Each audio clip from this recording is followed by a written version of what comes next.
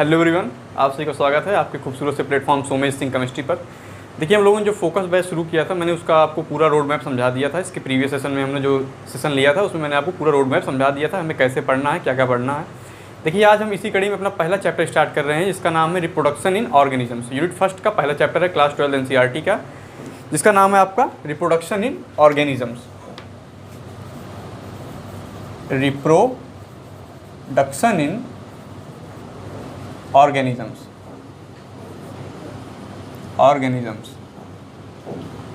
देखिए, ये हमारा जो है यूनिट फर्स्ट का पहला चैप्टर है। यूनिट फर्स्ट का हमारा पहला चैप्टर है, बहुत ही बेसिक सा चैप्टर है आपका। इसमें आपको जो है थोड़ा जनरल इंट्रोडक्शन देंगे हम रिप्रोडक्शन के बारे में, उसके टाइप के बारे में, एसेक्सुअल सेक्सुअल की बातें करेंगे और भी बहुत सारी बातें करेंगे। प्लांट की रिस्पेक्ट में भी हम इसमें बातें करने वाले हैं। देखिए, शुरुआत यहीं से करते हैं। शुरुआत हम लोग कहाँ से करेंगे कि रिप्रोडक्शन क्या होता है, व्हाट इज रिप्रोडक्शन। तो हमारा पहला यहाँ पर जो टॉपिक होने वाला है वो है रिप्रोडक्शन, क्योंकि आपको चैप्टर के नाम में ही यहाँ पर लिखा हुआ है रिप्रोडक्शन इन ऑर्गेनिजम्स। अब आप देखिए, जब भी किसी भी नए इंडिविजुअल का फॉर्मेशन होता है, ध्यान सुनिएगा कि जब भी किसी भी नए इंडिविजुअल का फॉर्मेशन होता है पुराने इंडिविजुअल से, नए इंडिविजुअल का फॉर्मेशन होता है पुराने इंडिविजुअल से, उसी प्रोसेस को हम लोग रिप्रोडक्शन कहते हैं। अब तरीका अलग अलग हो सकता है, इसके बहुत सारे तरीके हैं, तरीकों पे हम बाद में बात करते हैं। लेकिन पहले जो मेन पॉइंट है वही है कि प्री एग्जिस्टिंग ऑर्गेनिज्म से जब कोई न्यू ऑर्गेनिज्म बनाते हैं, उसी प्रोसेस को हम लोग कहते हैं reproduction.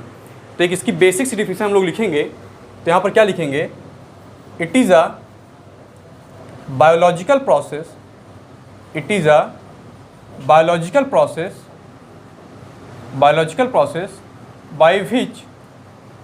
by which new organisms are formed from pre-existing organisms।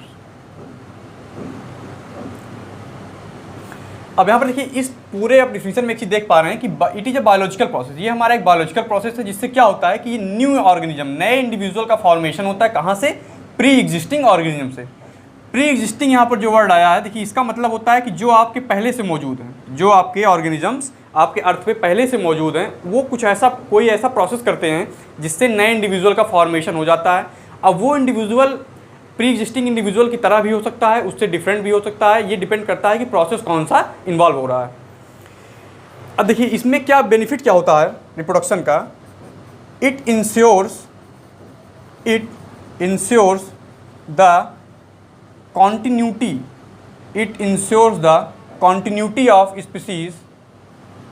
continuity of species on earth। अब आप जो अपने आसपास ऑब्जर्व करते हैं, जब आप अपने आसपास नज़र घुमाते हैं, तो आप देखते हैं कि विभिन्न प्रकार के ऑर्गेनिजम्स हैं, और आप देख रहे हैं कि उनकी कॉन्टिन्यूटी मेंटेन हुई है। वो पहले भी नंबर में थे, पहले भी उनका नंबर हाई था, अब भी उनका नंबर जो है या तो मेंटेन है या तो बढ़ रहा है, बढ़ रहा है। कुछ केसेस में क्या होता है कि स्पीसीज़ एक्सटिंक्ट हो जाती हैं, वो हमारा एक अलग टॉपिक है, उसको हम इकोलॉजी में डील करेंगे। लेकिन यहाँ पर आप देखिए कि स्पीसीज़ की जो कॉन्टिन्यूटी है, उनका जो नंबर है या तो मेंटेन रहता है या तो उसमें इंक्रीमेंट होता है। जैसे पॉपुलेशन साइज बढ़ता है, पॉपुलेशन का नंबर इंक्रीज़ करता है। दोनों प्रोसेस के लिए जो कांस्टेंट भी है और जो आपका इंक्रीमेंट हो रहा है पॉपुलेशन में, दोनों प्रोसेस के लिए जो यहाँ पर फैक्टर रिस्पॉन्सिबल है, उसी को वो क्या है, वो है आपका रिप्रोडक्शन। हिंदी में हम कहें तो इसको कहते हैं प्रजनन। जब संतान को उत्पन्न करते हैं जिस प्रोसेस से, जिस प्रक्रिया से, उसी को हम कहते हैं प्रजनन। वही है हमारा रिप्रोडक्शन। अब देखिए, इसका एक सिग्निफिकेंस है हमारे नेचर में, इसका एक सिग्निफिकेंस है, क्योंकि देखिए हर स्पीसीज़ का एक इकोलॉजिकल रोल है। उस रोल को मेंटेन अगर हमें रखना है तो हमें रिप्रोडक्शन करना है, क्योंकि स्पीसीज़ की कॉन्टिन्यूटी ज़रूरी है। अगर वो स्पीसीज़ एक्सटिंक्ट होती है तो उसके साथ साथ उसका जो इकोलॉजिकल रिस्पॉन्स है वो भी वहाँ पर जो है गड़बड़ होता है, उसमें भी वहाँ पर डिफेक्ट आता है। अब एग्जाम्पल में हम लोग देखें, अगर हम लोग लें तो हम प्लांट की बात करते हैं। प्लांट की बात करते हैं। प्लांट आपको पता है कि प्रोड्यूसर है, खाना बनाने का काम करते हैं, ऑटोट्रॉफिक है। देखिए दो बातें यहाँ पर मैं आपको कह रहा हूँ प्लांट के बारे में कि क्या है आपके ऑटोट्रॉफिक हैं, ऑटोट्रॉफिक हैं, और क्या है आपके प्रोड्यूसर हैं और प्रोड्यूसर।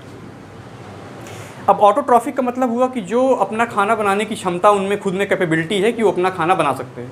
बनाएंगे कहाँ से? बनाएंगे आपके CO2 वाटर को यूज़ करके, क्लोरोफिल और सनलाइट की प्रेजेंस में, फोटोसिंथेसिस आपने पढ़ा होगा क्लास 11 में, आप पढ़कर यहाँ 12th में आए हैं।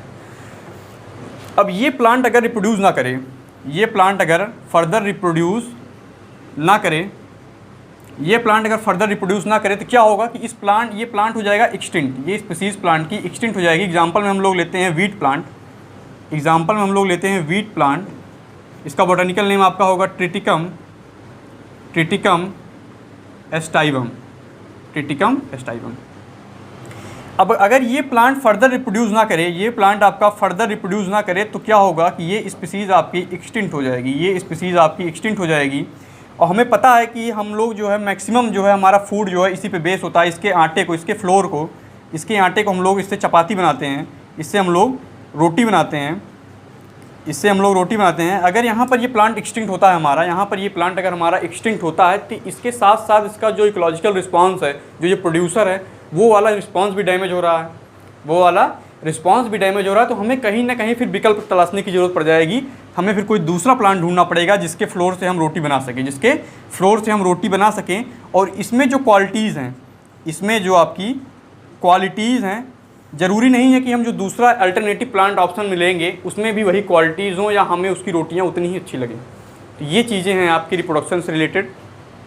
मैंने आपको क्या बताया कि it is a biological process by which new organisms are formed from pre existing one. जो पहले से ऑर्गेनिजम्स हैं उनसे जब हम नए ऑर्गेनिज्म का फॉर्मेशन करते हैं उसी को हम लोग कहते हैं रिप्रोडक्शन। इसका सिग्निफिकेंस क्या है? सिग्निफिकेंस समझने की हमें ज़रूरत है कि इससे जो है स्पीसीज़ की कॉन्टिन्यूटी मेंटेन रहती है, और नेचर कभी भी नहीं चाहती कि कोई भी स्पीसीज़ एक्सटिंक्ट हो, क्योंकि हर स्पीसीज़ का एक उसका स्पेसिफिक रोल है हमारे इकोसिस्टम में, हमारे इन्वायरमेंट में उसका एक स्पेसिफिक रोल है।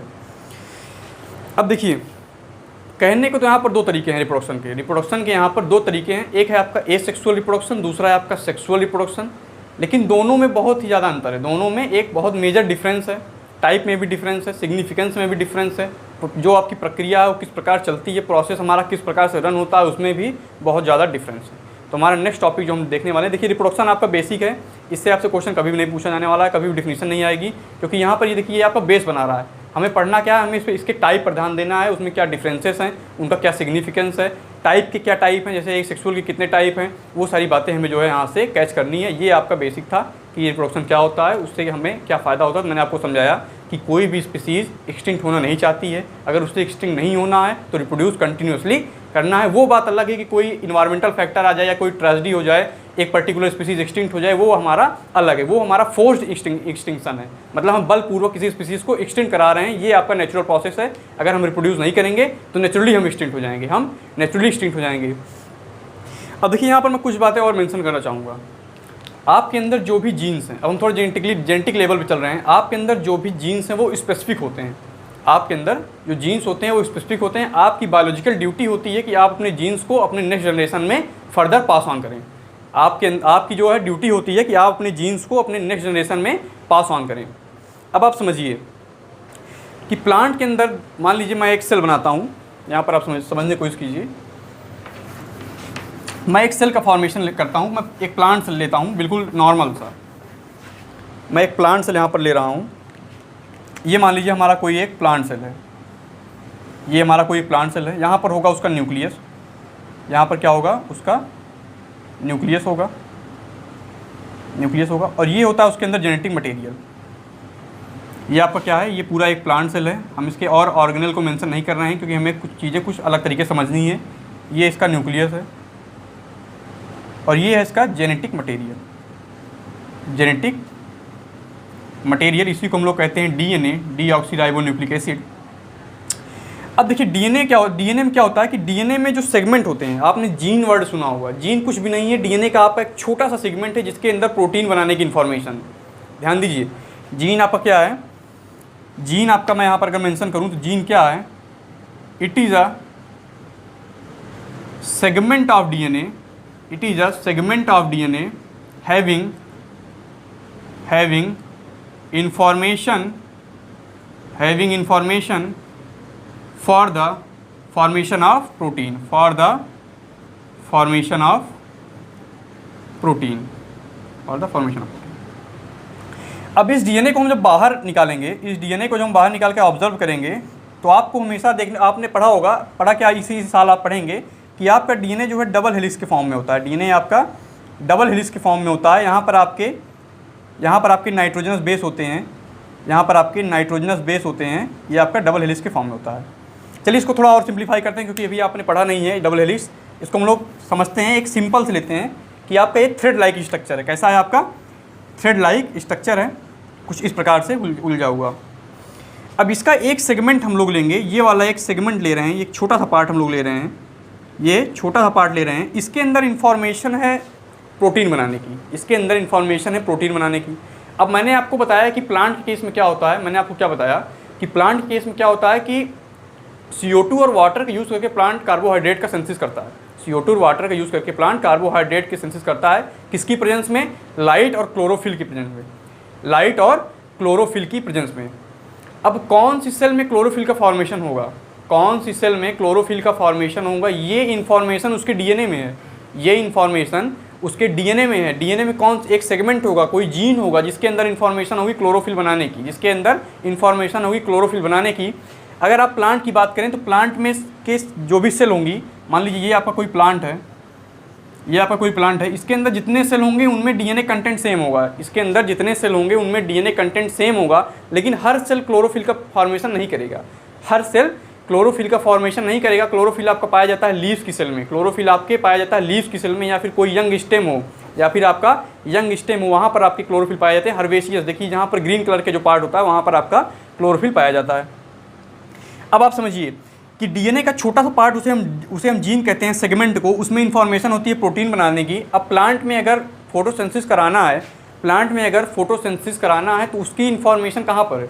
उसकी इन्फॉर्मेशन है उस सेगमेंट में, उसकी इन्फॉर्मेशन है सेगमेंट में क्लोरोफिल बनाने की। वो जीन रिस्पॉन्सिबल होता है क्लोरोफिल बनाने के लिए। अगर प्लांट उस जीन को फर्दर जनरेशन में पास ऑन ना करे, प्लांट रिप्रोडक्शन करके उस जीन को फर्दर जनरेशन में पास ऑन ना करे, तो क्या आने वाले प्लांट्स क्लोरोफिल बना पाएंगे? उनके अंदर क्लोरोफिल पिगमेंट होगा, तो वहाँ पर आप कहेंगे कि क्लोरोफिल पिगमेंट आपका एब्सेंट हो जाएगा, क्लोरोफिल पिगमेंट एब्सेंट हो जाएगा, क्लोरोफिल पिगमेंट आपका एब्सेंट हो जाएगा। क्यों? क्योंकि जो जीन रिस्पॉन्सिबल था इसके लिए वो पास ऑन हुआ ही नहीं। जो जीन आपका रिस्पॉन्सिबल था क्लोरोफिल पिगमेंट बनाने के लिए, वो नेक्स्ट जनरेशन में आपका पास ऑन हुआ ही नहीं। इससे हमें एक चीज़ सीखने, इससे यहाँ से हम एक निष्कर्ष निकाल सकते हैं, एक कंक्लूजन यहाँ पर हम लोग लेंगे। कंक्लूजन ये है कि हमारे अंदर जो जीन्स हैं उन्हें हमें नेक्स्ट जनरेशन में हर हाल में पास ऑन करना है। ये हमारी एक बायोलॉजिकल ड्यूटी बनती है, हर स्पीसीज़ की एक बायोलॉजिकल ड्यूटी बनती है कि जो जीन्स हमारे अंदर है उसे हमें नेक्स्ट जनरेशन में पास ऑन करना है। अब देखिए, हमने यहाँ पर सारे पॉइंट्स कवर कर दिए आपके रिप्रोडक्शन से रिलेटेड। किसका सिग्निफिकेंस कहाँ कहाँ पर है? इकोलॉजी में इसका सिग्निफिकेंस है, जेनेटिक्स में इसका सिग्निफिकेंस है। प्रोटीन बनाना है, अगर आपको नेक्स्ट जनरेशन में कोई भी एक्सप्रेशन लेना है, कोई फिजियोलॉजी आपको मेंटेन रखनी है किसी भी ऑर्गेनिजम्स की, तो उसके लिए हमें ज़रूरी क्या है कि वो जीन्स आपके फर्दर नेक्स्ट जनरेशन में पास ऑन होने चाहिए। तो रिप्रोडक्शन का जो बेसिक सिग्निफिकेंस था वो आपका यहीं तक था। अब देखिए, इसके बाद हम लोग चलते हैं कि हम लोगों ने यहाँ पर बेसिक कवर कर लिया रिप्रोडक्शन का। इसके बाद हम लोग चलते हैं इसके टाइप पर, रिप्रोडक्शन के टाइप पर चलते हैं। तो बेसिकली यहाँ पर हमारे दो टाइप हैं, रिप्रोडक्शन के हमारे दो टाइप हैं, दोनों की बात करते हैं। तो टाइप में मैंने आपको बताया कि रिप्रोडक्शन के हमारे दो टाइप हैं, जिसमें पहला आपका आता है एसेक्सुअल रिप्रोडक्शन और दूसरा आपका होता है सेक्सुअल रिप्रोडक्शन। पहला हमारा क्या होगा? पहला हमारा होगा asexual reproduction. Type of reproduction की जब हम बात करेंगे, टाइप ऑफ रिप्रोडक्शन की जब हम बात करेंगे, टाइप ऑफ रिप्रोडक्शन की जब हम बात करेंगे, तो हम बात करेंगे यहाँ पर किसकी? एसेक्सुअल रिप्रोडक्शन की। एसेक्सुअल रिप्रोडक्शन की देखिए, यहाँ पर पॉइंट्स आपके बहुत सारे हैं। एसेक्सुअल और सेक्सुअल में जो आपकी डिफरेंस यहाँ पर होगा वो बहुत सारे पॉइंट्स हैं। यहाँ पर आपके बहुत सारे पॉइंट्स आने वाले हैं। पहला आपका क्या है? एसेक्सुअल रिप्रोडक्शन, रिप्रोडक्शन, और दूसरी तरफ हम बात करेंगे सेक्सुअल रिप्रोडक्शन। दूसरी तरफ हम बात करेंगे सेक्सुअल रिप्रोडक्शन। बीच में हम लोग एक लाइन ड्रॉ कर लेते हैं, क्योंकि दोनों को हम एक साथ कंपैरेटिव देखेंगे तो चीज़ें आसानी से आपको समझ में आएंगी। पहला आपका क्या है? पहला है आपका एसेक्सुअल रिप्रोडक्शन, दूसरा है आपका सेक्सुअल रिप्रोडक्शन। अब देखिए एसेक्सुअल रिप्रोडक्शन और सेक्सुअल रिप्रोडक्शन की अगर मैं मेन डिफरेंस की बात करूँ, जिससे सारे डिफरेंस जिसके इर्द गिर्द घूमते हैं, वो है गैमीट्स का फॉर्मेशन, अब देखिए गैमीट्स क्या होते हैं, आपके दिमाग में तुरंत बातें आनी चाहिए कि जैसे मैं कोई नया वर्ड बोलूँ आपके दिमाग में आ जाना चाहिए गैमीट्स होते क्या हैं। तो गैमीट्स आपकी बॉडी के रिप्रोडक्टिव सेल्स है। आपको पता है कि आप डिप्लॉयड हैं नेचर में, आपने सेल बायोलॉजी में पढ़ा होगा, आप डिप्लॉयड नेचर में, आपकी सारी सेल कैसी हैं, 2n है, आपकी सारी सेल कैसी हैं, 2n है, आप डिप्लॉयड हैं, आपके अंदर 46 क्रोमोजोम होते हैं, आपके अंदर 46 क्रोमोजोम होते हैं, आप डिप्लॉयड हैं, 2n नेचर में है, आपकी सारी सेल्स आपकी बॉडी की 2n है। लेकिन जो आपके गोनैड्स होते हैं, जो आपकी रिप्रोडक्टिव सेल्स होती हैं, जिसमें आपका स्पर्म और ओवम आता है, ये नेचर में कैसा है, ये नेचर में है n, ये कैसा है आपका नेचर में, यह है आपका हैप्लॉइड, ये आपका हैप्लॉइड है। अब देखिए डिप्लॉइड से हैप्लॉइड की तरफ बढ़ने के लिए जो प्रोसेस इन्वॉल्व होता है वो होता है आपका मियोसिस है आपका ऐसा सेल डिवीजन है जिससे कोई भी डिप्लॉइड सेल डिवाइड करके हैप्लॉइड में चेंज हो जाती है, क्रोमोसोम नंबर हाफ हो जाता है। आपने सेल डिवीजन में 11th में पढ़ा होगा, मान लीजिए ये कोई एक सेल है, ये इसका न्यूक्लियस हो गया, इससे जो है मियोसिस करके 4 सेल का फॉर्मेशन होता है, अगर यहाँ पर आपके क्रोमोसोम नंबर 2n है तो यहाँ पर जितने भी सेल का फॉर्मेशन होगा, यहाँ पर क्रोमोसोम नंबर कितना होगा, n, मतलब क्रोमोसोम नंबर कैसे हो जा रहा है, क्रोमोसोम नंबर जो है आपका वो हो जा रहा है हाफ हो जा रहा है। तो मैंने आपको क्या बताया कि एसेक्सुअल और सेक्सुअल में बेसिक डिफरेंस क्या है, तो बेसिक डिफरेंस है केवल गैमीट का फॉर्मेशन। इसी डिफरेंस के इर्द गिर्द हम सारे डिफरेंस को एक्सप्लेन कर देंगे, कम से कम आपको यहाँ से सारी चीज़ें क्लियर हो जाएंगी, दोनों में क्या डिफरेंस हमें देखने को मिलता है। तो पहली चीज़ आप लोग याद रखेंगे कि यहाँ पर आपके देखिए यहाँ पर सेक्सुअली रिप्रोड्यूसिंग जितने भी ऑर्गेनिजम्स होंगे, उनमें 2 फेजेस होते हैं, उनमें आपकी लाइफ साइकिल के 2 फेजेस होते हैं, एक होता है आपका डिप्लॉयड फेज, एक होता है आपका हैप्लॉयड फेज। देखिए प्लांट के केस में इसी को हम कहते हैं अल्टरनेशन ऑफ जनरेशन, जिसमें आपका एक स्पोरोफिटिक फेज होता है और एक आपका गैमेटोफिटिक फेज होता है, मतलब आपका स्पोरोफिटिक जनरेशन होती है, गैमेटोफिटिक जनरेशन होती है, दोनों को मिला करके आपका प्लांट का एक लाइफ साइकिल पूरा होता है। वो प्लांट जो सेक्सुअल रिप्रोडक्शन करते हैं, मेनली एंजियोस्पर्म की बात हम लोग यहाँ पर कर रहे हैं। तो चलिए ये था कुछ बेसिक आपको समझाने का। इसके बाद हम लोग देखते हैं मेजर डिफरेंस इनके बीच में क्या होता है, इनके बीच में हमारा मेजर डिफरेंस क्या होता है, इनके बीच में हम लोग जो है मेजर डिफरेंस हमारा क्या है। तो देखिए मेजर डिफरेंस हमारा क्या है, पहला पॉइंट हम लोग यहाँ पर ले रहे हैं, पहला पॉइंट हमारा क्या होगा, it occurs in prokaryotic organisms and unicellular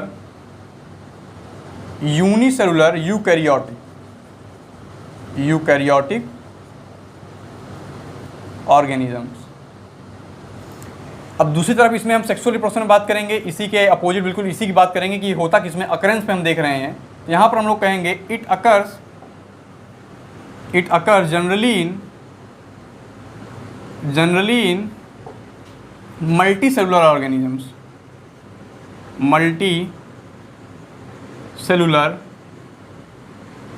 organisms. अब देखिए यहाँ पर मैंने क्या कहा कि इट अकर्स इन प्रोकैरियोटिक का मतलब होता है जिनमें आपका न्यूक्लियस जो है वो क्लियर नहीं होता, जिन सेल्स में आपके न्यूक्लियस क्लियर नहीं होता उसे हम प्रोकैरियोटिक कहते हैं, और जहाँ पर न्यूक्लियस प्रोमिनेंट होता है उसे हम यूकैरियोटिक कहते हैं। ये आपको चीज़ें पता होंगी।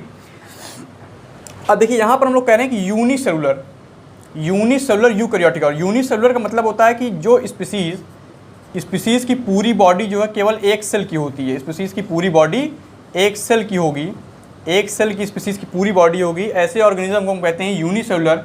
वहीं मल्टीसेलुलर की बात करें जहाँ पर ग्रुप ऑफ सेल्स होंगे, या तो टिश्यू का फॉर्मेशन हो चुका होगा या ऑर्गन का या ऑर्गन सिस्टम का। जब हम ऑर्गेनाइजेशन की बात करते हैं स्पीसीज़ की तो हम सबसे पहले कहते हैं सेल के बाद जब ग्रुप ऑफ सेल आते हैं उसे हम कहते हैं टिश्यू, टिश्यू के बाद आपका बनता है ऑर्गन के बाद बनता है आपका ऑर्गन सिस्टम। जब बहुत सारे ऑर्गन मिल करके कोऑर्डिनेटली काम करते हैं तो उसे हम कहते हैं ऑर्गन सिस्टम। ये होता है आपका लेवल ऑफ कॉम्प्लेक्सिटी यहाँ पर इंक्रीज होती चली जा रही है। टिश्यू आपका क्या है, ये सिंपल है, इसकी स्टडी करना बहुत ही आसान है। वहीं जब ऑर्गन सिस्टम की बात करते हैं तो यहाँ पर थोड़ा सा आपकी कॉम्प्लेक्सिटी आ जाती है, जटिलता आ जाती है, यहाँ पर आपका थोड़ा सा फिजियोलॉजी भी बदलती है, हर चीज़ें यहाँ पर कॉम्प्लेक्स हो जाती हैं। तो इस डायरेक्शन में हमारी कॉम्प्लेक्सिटी बढ़ती है। सेल, टिश्यू, ऑर्गन सिस्टम, ये आपका लेवल ऑफ ऑर्गेनाइजेशन हो गया। अब देखिए मैंने आपको क्या बताया, सबसे पहले ऑकरेंस की बात करते हैं। तो ऑकरेंस में आपको मैंने क्या बताया कि ये एसेक्सुअल रिप्रोडक्शन कहाँ पर होगा, तो आपका होगा प्रोकैरियोटिक ऑर्गेनिजम्स में और यूनिसेलुलर यूकैरियोटिक ऑर्गेनिजम्स में। एग्जांपल में बात करें तो बैक्टीरिया वगैरह में आपके देखने को मिलता है एसेक्सुअल रिप्रोडक्शन। वहीं अगर सेक्सुअल रिप्रोडक्शन की बात करें तो सबसे अच्छा एग्जाम्पल हम खुद का दे सकते हैं। हम ह्यूमंस में आपको सेक्सुअल रिप्रोडक्शन देखने को मिलता है, एक आपका स्पर्म और ओवम का फॉर्मेशन होता है। अब हम लोग बढ़ते हैं अपने नेक्स्ट पॉइंट की तरफ। हम लोग यहीं से अपना नेक्स्ट पॉइंट लेते हैं। हमारा नेक्स्ट पॉइंट क्या होने वाला है, नेक्स्ट पॉइंट हमारा यहाँ पर होगा it is uniparental. It is uniparental, it is uniparental. वहीं दूसरी तरफ बात करें it is by parental, by parental, it is by parental. अब देखिए इस पॉइंट को हम अगर डिफाइन करें तो यूनी का मतलब होता है वन, यूनी का मतलब होता है सिंगल, सिंगल। बाई का मतलब होता है टू या डबल, टू या डबल। पेरेंटल का मतलब होता है पेरेंट्स इन्वॉल्व हो रहे हैं। यहाँ पर आप एसेक्सुअल में देखते हैं कि एक ही पेरेंट के अंदर वो कैपेबिलिटी है, एक ही पेरेंट के अंदर वो कैपेबिलिटी है कि वो नेक्स्ट जनरेशन का फॉर्मेशन कर दे, नेक्स्ट जनरेशन का फॉर्मेशन कर दे। एक ही पेरेंट के अंदर कैपेबिलिटी है कि वो नेक्स्ट जनरेशन का फॉर्मेशन कर दे। वहीं दूसरी तरफ हम सेक्सुअल में बात करें तो यहाँ पर दो पेरेंट्स का इन्वॉल्वमेंट होता है, दो पेरेंट्स का इन्वॉल्वमेंट होगा, गैमीट्स का इन्वॉल्वमेंट होगा, उनका फ्यूजन होगा, फर्टिलाइजेशन होगा, तब जाकर के एक ऐसी स्पीसीज का फॉर्मेशन होगा, तब जाकर के एक ऐसी इंडिविजुअल का फॉर्मेशन होगा जिसके अंदर दोनों पेरेंट्स के कैरेक्टर होंगे, जिसके अंदर दोनों पेरेंट्स के कैरेक्टर होंगे। तो ये हमारा सेकंड पॉइंट था, इट इज़ यूनिपेरेंटल। वहाँ पर आप कहेंगे it is by parental, it is by parental. अब हम लोग चलते हैं अपने नेक्स्ट पॉइंट की तरफ, हम लोग बढ़ रहे हैं अपने नेक्स्ट पॉइंट की तरफ। नेक्स्ट पॉइंट हमारा यहाँ पर क्या होने वाला है, नेक्स्ट पॉइंट हमारा यहाँ पर होने वाला है formation of gamete, formation of gametes does not occur, does not occur. और यहाँ पर हम कहेंगे formation of gamete occur, formation of gametes occurs. इस पॉइंट को आप स्टार मार्क करेंगे क्योंकि मेन डिफरेंस आपका अगर दोनों में बात करूं तो यही आपका मेन डिफरेंस है, यही आपका मेन डिफरेंस है। इसको आप स्टार मार्क कर लीजिए। इसी के इर्द गिर्द सारा आपका डिफरेंस क्रिएट हो जाएगा कि formation of gametes does not occur, किसमें गैमीट का फॉर्मेशन नहीं होता, ये सेक्सुअल में। वहीं दूसरी तरफ आपको बिल्कुल क्लियर है कि सेक्सुअल में आपका गैमीट्स का फॉर्मेशन होता है। अब देखिए गैमीट्स का फॉर्मेशन अगर नहीं हुआ तो फर्टिलाइजेशन होगा ही नहीं, क्योंकि फर्टिलाइजेशन का बेसिक डिफिनीशन अभी क्या होती है, फ्यूजन ऑफ गैमीट्स को हम कहते हैं फर्टिलाइजेशन, जो जाइगोट बनाए। Fusion of gametes which results in formation of zygote is known as fertilisation. अब जहाँ गैमीट ही नहीं बन रहा है वहाँ फर्टिलाइजेशन का कोई सवाल ही पैदा नहीं होता। तो यहाँ पर हम लोग क्या कहेंगे, यहाँ पर हम लोग कहेंगे कि fertilisation is absent, fertilisation is absent, fertilisation is absent. दूसरी तरफ आप कहेंगे fertilisation is present, fertilisation is present. अब आप देखिए इसके बाद क्या है, आपको मैंने यहाँ क्लियर कर दिया कि फर्टिलाइजेशन का मतलब क्या होता है। तो फर्टिलाइजेशन का मतलब होता है फ्यूजन ऑफ गैमीट्स, फर्टिलाइजेशन का मतलब होता है fusion of gametes which results in formation of zygote, which results in formation of zygote. तो यहाँ पर जब गैमीट्स का ही फॉर्मेशन नहीं हुआ तो फ्यूजन किसका होगा, तो फ्यूजन यहाँ पर जो है केवल फर्टिलाइजेशन कहाँ पर प्रेजेंट होता है, तो आप कहेंगे फर्टिलाइजेशन प्रेजेंट होता है सेक्सुअल में। कहाँ पर एब्सेंट होता है, तो आप कहेंगे फर्टिलाइजेशन एब्सेंट होता है एसेक्सुअल में। तो ये पॉइंट था। अब मैं इन सारे पॉइंट को आप लोग नोट डाउन कर लीजिए, इसके बाद हम लोग इरेज करेंगे, फिर से इसके आगे के पॉइंट्स को हम लोग जो है डिस्कस करने वाले हैं। तो आप लोग तब तक इन पॉइंट्स को आप लोग नोट डाउन कर लीजिए। ये आपके बहुत ही बेसिक से पॉइंट्स हैं एसेक्सुअल और सेक्सुअल में, कोई भी पॉइंट आपका छूटेगा नहीं, सारे पहलुओं को हम लोग चर्चा करने वाले हैं।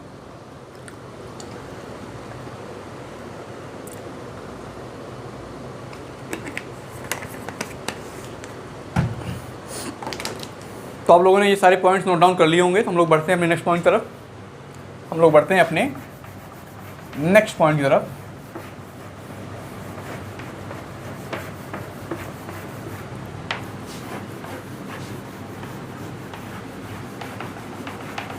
देखिए हमारा नेक्स्ट पॉइंट क्या होने वाला है यहाँ पर, हमारा नेक्स्ट पॉइंट यहाँ पर होगा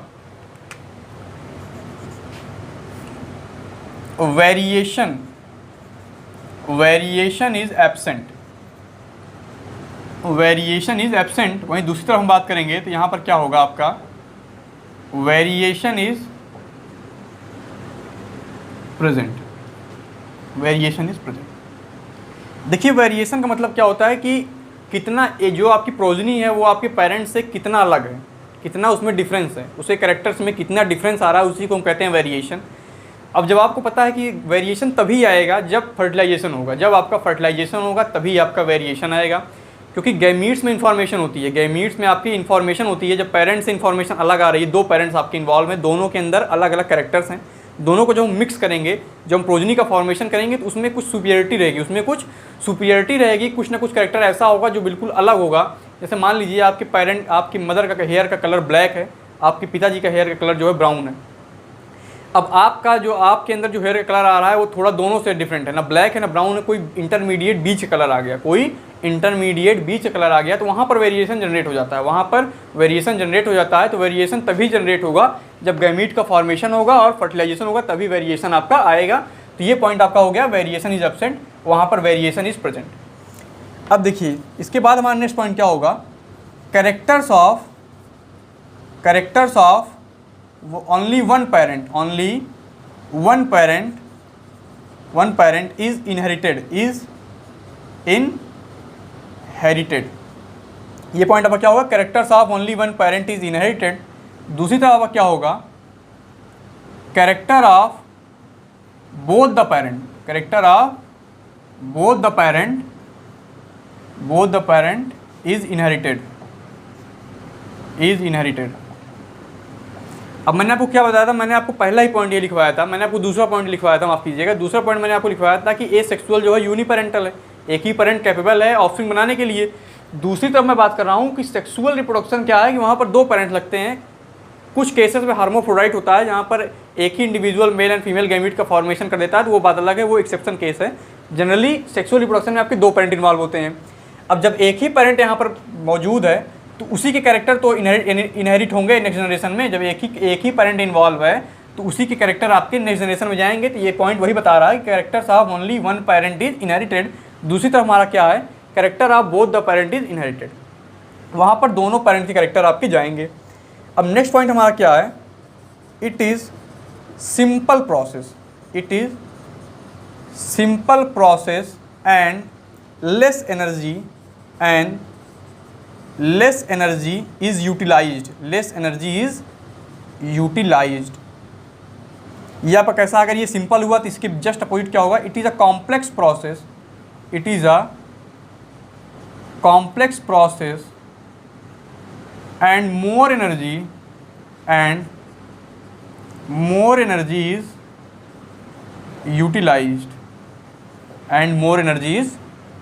utilized। अब देखिए सिंपल प्रोसेस क्यों है, सिंपल प्रोसेस यहाँ पर आपका क्यों है, क्योंकि एक सिंगल सेल है, डिवाइड करेगी, सिंगल सेल आपकी डिवाइड करेगी, दो सेल का फॉर्मेशन कर देगी, दोनों सेल एक नए नए इंडिविजुअल में बदल जाएंगे। ये आपका सिंपल हो गया।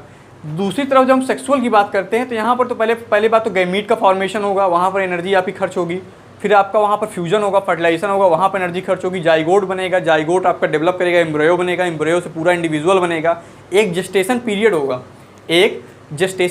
देखिए जेस्टेशन पीरियड का मतलब क्या होता है कि जब आपका जो फीटस है उसका डेवलपमेंट पूरा, जब वो फीटस से बेबी बनेगा तो उसका जो डेवलपमेंट का पूरा टाइम होता है उसे हम कहते हैं जेस्टेशन पीरियड।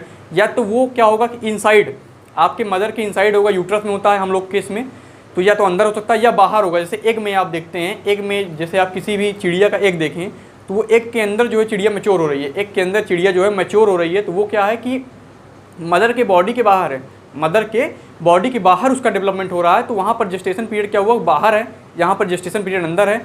इसलिए ये प्रोसेस कैसा है, ये प्रोसेस हमारा कॉम्प्लेक्स है, ये प्रोसेस हमारा कॉम्प्लेक्स है क्योंकि मल्टी स्टेप प्रोसेस है। प्रोसेस हमारा कॉम्प्लेक्स क्यों है, क्योंकि मल्टी स्टेप प्रोसेस है। मल्टी स्टेप प्रोसेस में क्या है कि गैमीट फॉर्मेशन, पहला तो यहाँ पर आपको गैमीट फॉर्मेशन हुआ, गैमीट फॉर्मेशन के बाद आपका फर्टिलाइजेशन हुआ, गैमीट फॉर्मेशन के बाद आपका फर्टिलाइजेशन हुआ, इसके बाद आपका जाइगोट बना, जाइगोट के बाद आपका एम्ब्रियो बना, जाइगोट के बाद आपका एम्ब्रियो बना, एम्ब्रियो के बाद आपका इन्फेंट आता है। अब यहाँ से यहाँ तक का जो प्रोसेस है ये कैसा है, ये मल्टी स्टेप प्रोसेस है। हर प्रोसेस पे एनर्जी लॉस हो रही है, हर प्रोसेस पर एनर्जी आपकी लॉस हो रही है, इसीलिए ये एनर्जेटिकली एक्सपेंसिव है। It is energetically expensive. और यहाँ पर हम बात करें तो यहाँ पर कुछ नहीं है, एक आपका सिंपल सा सेल है, ये उसका न्यूक्लियस हो गया।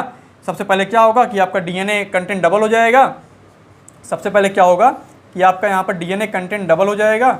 नेक्स्ट स्टेप में आप देखेंगे तो यहाँ पर सेल भी डिवाइड होना शुरू हो जाएगी। न्यूक्लियस भी डिवाइड हुआ, आपकी सेल भी डिवाइड हुई, और अल्टीमेटली आपको क्या देखने को मिलता है कि 2 सेल का फॉर्मेशन हो जाता है। अल्टीमेटली आपके 2 सेल का फॉर्मेशन हो जाता है। तो ये इतना सिंपल सा प्रोसेस है। और वहीं अगर आप दूसरी तरफ देख रहे हैं तो यहाँ पर पहले क्या हुआ, गैमीट का फॉर्मेशन कीजिए, एनर्जी वहाँ यूटिलाइज कराइए, फर्टिलाइजेशन कराइए, वहाँ एनर्जी खर्च कीजिए, जाइगोट बनाइए, उसका डेवलपमेंट कराइए। तो ये प्रोसेस आपका पूरा कॉम्प्लेक्स प्रोसेस हो गया। उसके अगर हम तुलना में बात करें तो एसेक्सुअल आपका सिंपल प्रोसेस है, एनर्जी भी यहाँ पर कम यूटिलाइज हो रही है, एनर्जी भी यहाँ पर कम यूटिलाइज हो रही है। ये था आपका पॉइंट। इसके बाद हम लोग बढ़ते हैं अपने नेक्स्ट पॉइंट तरफ। इसके बाद हम लोग बढ़ते हैं, देखिए एक एक चीज़ बिल्कुल रिलेट करके मैं चल रहा हूँ, आपको कोई भी दिक्कत आनी नहीं चाहिए, आपको कोई भी समस्या यहाँ से नहीं होनी चाहिए, यहाँ से नहीं होनी चाहिए। तो यहाँ पर हम लोग लिख लेते हैं, गलती से इरेज हो गया है। कैसा प्रोसेस है आपका, it is a complex process, it is a complex process, it is a complex process and energetically expensive, and energetically expensive, it is a complex process and energetically expensive. हम बढ़ते हैं next point तरफ। देखिए मैंने आपको शुरुआत में ही क्या बताया था कि मैंने आपको सेल डिवीजन समझाया था कि गैमीट का फॉर्मेशन होता है मियोसिस से, क्रोमोसोम का नंबर हाफ हो जाता है। अब यहाँ पर 2 बातें मैं और करने जा रहा हूँ, यहाँ पर मैं 2 बातें और करने जा रहा हूँ। मैं 2 टाइप के सेल की बात करूँगा। एक आपकी होती है सोमैटिक सेल, एक आपकी होती है सोमैटिक सेल, और दूसरी तरफ मैं बात करूँ तो आपकी होती है जर्मिनल सेल, जर्मिनल सेल। अब सोमैटिक सेल क्या होती है, ये सेल वो सेल है जिससे आपकी पूरी बॉडी का फॉर्मेशन होता है, whole body except gonads, except gonads. दूसरी तरफ जर्मिनल सेल क्या होता है, जर्मिनल सेल होता है कि जिससे गोनाड्स का फॉर्मेशन होता है, जिससे गोनाड्स का फॉर्मेशन होता है। अब देखिए एग्जांपल मैं कहूँ तो हमारी जो टेस्टिस की सेल्स होती हैं, जो हमारी टेस्टिस की सेल्स होती हैं और ओवरी की सेल्स होती हैं, और ओवरी की सेल्स होती हैं, ये दोनों कैसी हैं, ये दोनों हैं जर्मिनल सेल्स, ये दोनों जर्मिनल सेल्स हैं। और पूरी बॉडी, इन दोनों सेल्स को छोड़ करके आपकी जो पूरी बॉडी है, आपके बाल, आपके सर से लेकर के पाँव तक का जो आपका पूरा स्ट्रक्चर है, उसमें सारे सेल्स कैसे होते हैं, सोमैटिक होते हैं नेचर में। केवल गोनैड्स के सेल कैसे होते हैं, गोनैड्स के सेल आपके जर्मिनल होते हैं। अब देखिए इन दोनों सेल का जिक्र करने का मतलब ये है कि दोनों में डिवीज़न अलग अलग होता है, दोनों में डिवीज़न अलग अलग होता है। सोमैटिक सेल का कैरेक्टर क्या है कि इसमें केवल माइटोसिस होगा, इसमें केवल माइटोसिस होगा, वहीं जर्मिनल सेल में केवल मियोसिस होगा, जर्मिनल सेल में केवल मियोसिस होगा। अब सोमैटिक सेल में मान लीजिए ये आपकी कोई सोमैटिक सेल है, ये आपकी कोई सोमैटिक सेल है, इसमें डिवीज़न हुआ तो आपकी 2 सेल का जो फॉर्मेशन हो रहा है, आपके 2 सेल का जो फॉर्मेशन हो रहा है, ये हो रहा है माइटोसिस से। अगर यहाँ पर क्रोमोसोम नंबर 2n है तो इसका भी क्रोमोसोम नंबर 2n ही रहेगा, इसका क्रोमोसोम नंबर यहाँ पर मेंटेन रहेगा। अब मान लीजिए ये आपकी कोई जर्मिनल सेल है, इसमें क्या होगा, इसमें होगा आपका मियोसिस, इसमें आपका मियोसिस होगा और 4 सेल का फॉर्मेशन होगा, और 4 सेल का फॉर्मेशन होगा। मियोसिस आपका 2 पार्ट में होता है, मियोसिस 1, मियोसिस 2। मियोसिस 1 में 2 सेल फिर फर्दर डिवाइड करेगी, मियोसिस 2 करेगी, तो 4 सेल का फॉर्मेशन होगा। अगर यहाँ पर 2n है तो यहाँ पर n और n। अब मैंने आपको सेल समझा दिया। अब हम बात करते हैं कि इसके हमारा ये आपका पॉइंट नहीं है, ये आपको मैंने यहाँ पर थोड़ा सा आपको कॉन्सेप्ट बिल्डअप किया है। इसके बाद हम पॉइंट पे चलेंगे तो आपको चीज़ें यहाँ पर क्लियर हो जाएंगी। अब मैंने आपको बता दिया कि 2 प्रकार की सेल्स होती हैं, सोमैटिक सेल और जर्मिनल सेल। एक बात आप यहाँ पर नोट कर लीजिए कि जर्मिनल सेल केवल और केवल सेक्सुअली रिप्रोड्यूसिंग ऑर्गेनिज्म में होंगी, जर्मिनल सेल केवल सेक्सुअली रिप्रोड्यूसिंग ऑर्गेनिज्म में होंगी। वो आपके एसेक्सुअल रिप्रोडक्शन करने वाले ऑर्गेनिज्म में उनका कोई काम नहीं है, क्योंकि हमें गैमीट्स बनाना ही नहीं है, तो वहाँ पर जर्मिनल सेल का कोई औचित्य नहीं बनता। अब आप यहाँ पर देखिए, यहाँ पर क्या होगा, only mitosis is present. Cell division के रिस्पेक्ट में हम बात कर रहे हैं, ओनली माइटोसिस इज प्रेजेंट। और दूसरी तरफ हम बात करें, both mitosis and meiosis is present. यहाँ पर हमने क्या कहा कि only mitosis is present, both meiosis and mitosis is present. अब देखिए मियोसिस तभी होगा जब हमें गैमीट्स का फॉर्मेशन करना होगा। अगर हमें गैमीट्स नहीं बनाना है तो मियोसिस हमें कराने की आवश्यकता ही क्या है, क्योंकि हमें क्रोमोसोम का नंबर हाफ नहीं करना है, क्योंकि वहाँ पर फर्टिलाइजेशन देखिए हमें एक चीज़ आप बिल्कुल क्लियर रखिए कि मियोसिस हम तभी कराएंगे जब हम गैमीट का फॉर्मेशन कराना होगा हमें, और गैमीट का फॉर्मेशन केवल और केवल सेक्सुअल रिप्रोड्यूसिंग ऑर्गेनिज्म में होता है। एसेक्सुअल में कभी भी गैमीट का फॉर्मेशन आपको देखने को नहीं मिलेगा। अब आप यहाँ पर देखिए इसकी सेल मान लीजिए कोई आपका एसेक्सुअली रिप्रोड्यूसिंग ऑर्गेनिज्म है, उसमें केवल और केवल आपको सोमैटिक सेल देखने को मिलेगी, और सोमैटिक सेल केवल माइटोसिस करती है, सोमैटिक सेल केवल माइटोसिस करती है। वहीं अगर मैं बात करूं सेक्सुअल रिप्रोड्यूसिंग ऑर्गेनिज्म की, तो वहाँ पर दो टाइप के सेल मिलते हैं। पहला आपका होता है सोमैटिक सेल, दूसरा आपका होता है जर्मिनल सेल। सोमैटिक सेल में डिवीजन आपका माइटोसिस होगा, जर्मिनल सेल में डिवीजन आपका मियोसिस होगा, इसलिए यहाँ पर दोनों डिवीजन मौजूद हैं और यहाँ पर आपका केवल एक डिवीजन पाया जाता है, यहाँ पर आपका केवल एक डिवीजन पाया जाता है। अब हम सबसे लास्ट में एग्जाम्पल पे डिस्कस कर लेते हैं। तो एग्जाम्पल यहाँ पर आपका क्या होगा, एग्जाम्पल जैसे आपका होता है binary fission, binary fission, multiple fission, multiple fission, fragmentation, fragmentation, budding, fragmentation, budding. और यहाँ पर अगर सेक्सुअल की बात करें तो हम ह्यूमंस के केस में देखते हैं कि हमारे अंदर सेक्सुअल रिप्रोडक्शन कैसे होता है। तो एग्जाम्पल ये था, आपके बेसिक से सारे पॉइंट मैंने यहाँ पर आपको डिस्कस कर दिए हैं, कौन कौन सी डिफरेंस होता है, क्या क्या होता है। अब देखिए यहाँ पर एक चीज़ आता है कि एडवांटेज क्या है सेक्सुअल का और एसेक्सुअल का। अगर हमें जेनेटिक एडवांटेज उठाना है, हमें चाहिए कि जो प्रोजनी बने, हमें चाहिए कि जो प्रोजनी बने उसमें कुछ कैरेक्टर सुपीरियर हों, उसमें कुछ कैरेक्टर सुपीरियर हों, बिल्कुल अपने पेरेंट की तरह आइडेंटिकल ना हो, तो हमें फिर सेक्सुअल रिप्रोडक्शन की तरफ जाना चाहिए, हमें फिर सेक्सुअल रिप्रोडक्शन की तरफ मूव ऑन करना चाहिए, क्योंकि वहीं पर आपको जेनेटिक वेरिएबिलिटी देखने को मिलती है, वहीं पर जो आपकी प्रोजनी होती है वो आपके पेरेंट्स से डिफरेंट होती है। लेकिन अगर आपको चाहिए कि आपका लाइफ स्पैन छोटा है, आपका लाइफ स्पैन छोटा है, आप उतनी एनर्जी खर्च नहीं कर सकते, तब भी आपको प्रोजनी बनानी है, तो आप एसेक्सुअल को प्रीफर करेंगे, क्योंकि एसेक्सुअल केस में क्या होता है कि टाइम कम लगता है। बैक्टीरिया देखिए घंटे घंटे में डिवाइड करते हैं, 20-20 मिनट में डिवीज़न होता है, बहुत सारी कॉपीज़ बनाते हैं, तो उनमें क्या है कि उनका लाइफ स्पैन छोटा है, किसी का लाइफ स्पैन एक ही दिन का है, किसी का लाइफ स्पैन एक ही दिन का है, कुछ बैक्टीरिया उनका लाइफ स्पैन कुछ घंटों का है, तो उन्हें उन्हीं कुछ घंटों में ही जो है रिप्रोडक्शन करके नेक्स्ट जनरेशन का फॉर्मेशन करना है, तो वो सेक्सुअल रिप्रोडक्शन करने बैठ जाएंगे तो एक लंबा समय बीत जाएगा और उनकी स्पीसीज एक्सटिंक्ट हो जाएगी, क्योंकि उनके पास उतना टाइम ही नहीं है खर्च करने को, ना ही उनके पास उतनी एनर्जी है, उनका मेटाबॉलिज्म भी उतना नहीं है कि वो उतनी एनर्जी प्रोड्यूस कर सके या खर्च कर सके। तो दोनों के अपने फ़ायदे हैं, अपने नुकसान हैं। अब देखिए नुकसान क्या हुआ, नुकसान हुआ एसेक्सुअल में कि यहाँ पर कोई वेरिएशन ही नहीं है, कोई वेरिएशन नहीं, वही स्पीसीज वही इंडिविजुअल चला आ रहा है, सेम कैरेक्टर, जैसा पेरेंट वैसा प्रोजनी। वहाँ पर क्या हुआ कि थोड़ा चेंजेस आया, स्लाइड चेंज आया। और वेरिएशन क्या होता है, वेरिएशन इवोल्यूशन का बेसिस होता है। अगर इवोल्यूशन हो रहा है तो उसके पीछे कहीं ना कहीं जो है वेरिएशन का हाथ है, अगर वेरिएशन नहीं हुआ तो आपका इवोल्यूशन नहीं हो सकता। ये हो गया इसके प्रॉफिट और इसके लॉस, दोनों को मैंने यहाँ पर डिस्कस कर दिया है, दोनों का सिग्निफिकेंस क्या है। अब देखिए आज के सेशन में हमने क्या क्या कवर किया, हमने रिप्रोडक्शन का बेसिक समझा, उसके जो है टाइप समझे। अब हम जब नेक्स्ट सेशन में आएंगे तो हम लोग देखेंगे कि एसेक्सुअल में रिप्रोडक्शन कितने टाइप के होते हैं, उनको डिटेल में डायग्रामेटिकली समझेंगे, उनकी थ्योरी को समझेंगे। उसके बाद हम लोग समझेंगे कि सेक्सुअल रिप्रोडक्शन कैसे होता है, पूरी तरीके से हम लोग सारी चीज़ों को कवर अप करेंगे। तब तक के लिए आप लोग चैनल के साथ बने रहिए और पढ़ते रहिए।